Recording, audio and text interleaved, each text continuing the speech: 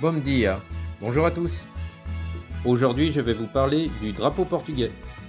Pour commencer, il fut adopté en 1910 suite à la Révolution qui détrôna le roi Emmanuel II et instaura la République dans le pays. Le rouge symbolise la conquête et le vert évoque l'espoir. On peut observer qu'une sphère ormière a été placée sur ce drapeau.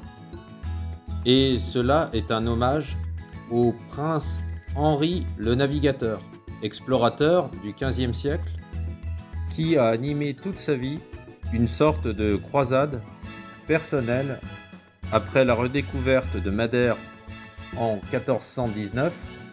La mise au point de la caravelle apporte l'outil indispensable à la nouvelle navigation qui va conduire aux grandes découvertes. Pour revenir sur cette sphère ormière qui a été placée sous les armoiries, cet instrument d'astronomie représente l'empire colonial et les grandes découvertes portugaises. On peut aussi remarquer qu'il y a 7 châteaux qui représentent, eux, les territoires conquis par Alfonso Henrique, qui opta en 1139 l'indépendance et de ce fait s'autoproclame roi sous le nom d'Alphonse Ier.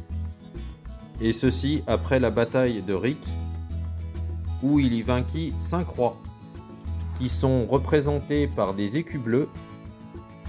Dans chacun de ces points bleus, on peut remarquer qu'il y a un point blanc, ceci rappelant l'intervention divine du Christ qui permit la victoire.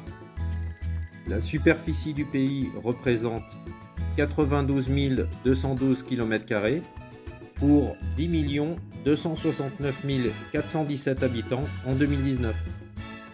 La capitale du Portugal ne fut pas toujours la ville de Lisbonne.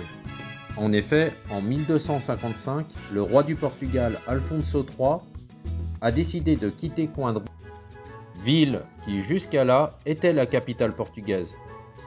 Le souverain, à cette époque-là, a choisi d'aller s'installer avec toute sa cour à Lisbonne, qui entre-temps fut devenue la ville la plus dynamique du pays, notamment grâce à son port situé dans l'estuaire du Tage. Até a próxima. Au revoir et à bientôt.